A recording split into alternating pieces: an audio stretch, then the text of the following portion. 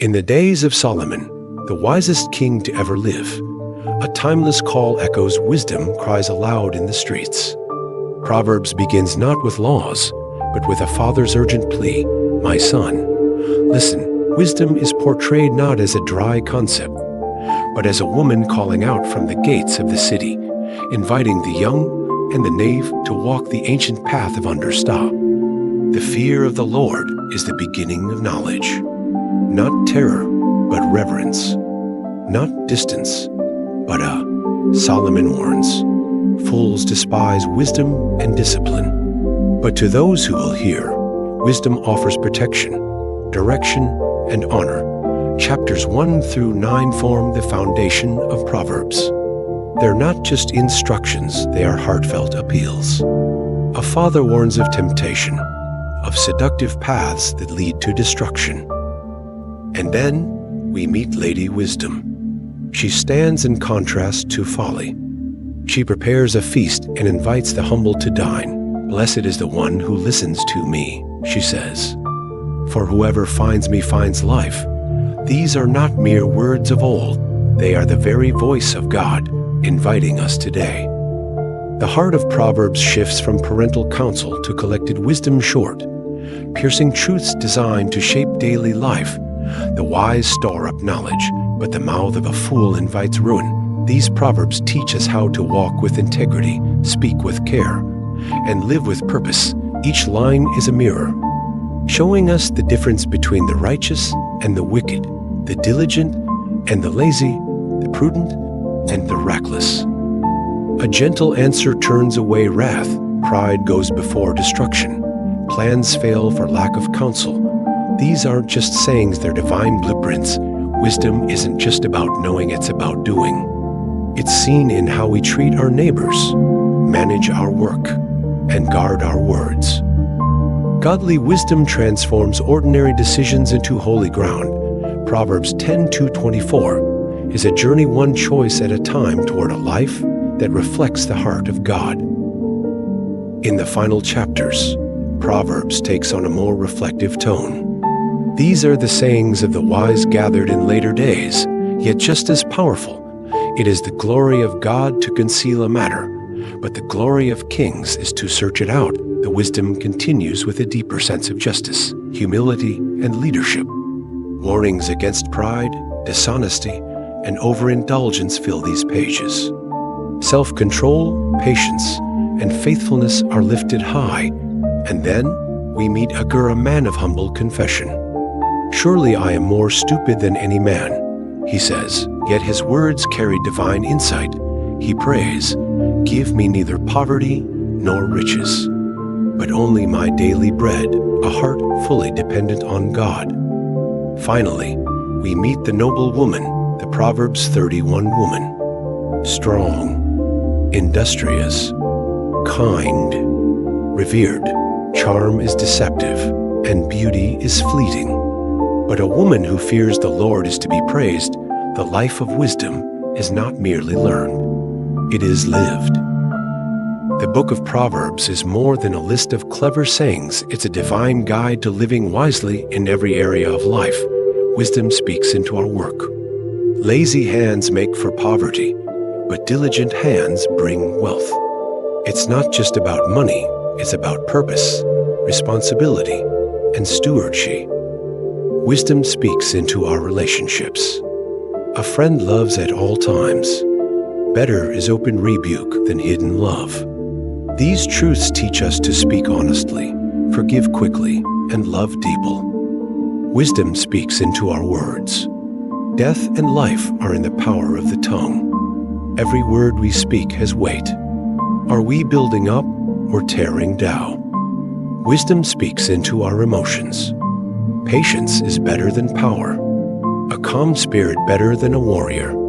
It teaches us to rule our spirit instead of being ruled by it. Wisdom even speaks into leadership. When the righteous thrive, the people rejoice. A wise leader lifts others up, fears God, and walks in integrity. And above all, Proverbs shows us this, that fearing the Lord, living in humble reverence before Him, is the key to every other kind of wisdom. These are more than sayings. They are seeds. Planted in our hearts, they grow into a life that honors God. Proverbs is not ancient advice for a forgotten people. It's God's wisdom alive, active, and desperately needed in our world today. In a culture drowning in noise, wisdom still calls out. She hasn't gone silent. She still walks our streets, stands at our crossroads, and whispers in our hearts. Every decision you face, every word you speak, every attitude you carry can be shaped by the truth found in these pages to seek direction. Let wisdom light your path. Do you long for peace? Let wisdom rule your spirit. Do you want to live a life that honors God? Then start here. Start with the fear of the Lord. Let the book of Proverbs be your companion. Read it. Meditate on it. Live it, because wisdom is not a one-time lesson. It is a lifelong pursuit. And those who find her find life. Relationships, friendships, family, marriage are the proving ground for wisdom. Proverbs speaks clearly. How we treat others reflects whether we walk in wisdom or in folly. A friend loves at all times. Better is open rebuke than hidden love. The tongue has the power of life and death. In a world of shallow connections and fleeting loyalty, Proverbs calls us to faithfulness, to honesty, to self-control. It warns against gossip, pride, and quarrels. It lifts up patience, kindness, and loyalty. In your home, in your friendships, in your church, wisdom is needed. To listen before speaking, to forgive quickly, to love deeply. Wisdom doesn't just guide your words, it guards your heart. What does Proverbs say about our work? Plenty. Lazy hands make for poverty, but diligent hands bring wealth. Commit your work to the Lord, and your plans will be established. Work is not just a task, it's worship. Whether you labor with your hands or lead with your mind, wisdom guides how we work. Proverbs honors diligence.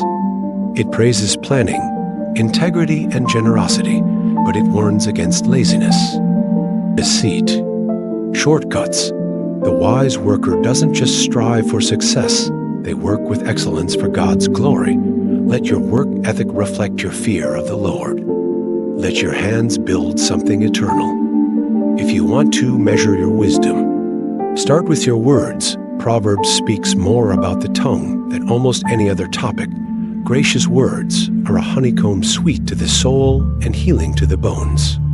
The mouth of the righteous is a fountain of life, but the fool multiplies words. Words can heal, or they can wound. They can build, or destroy. Godly wisdom tames the tongue. It speaks truth with love. It knows when to be silent before you speak. Pause. Is it true? Is it kind?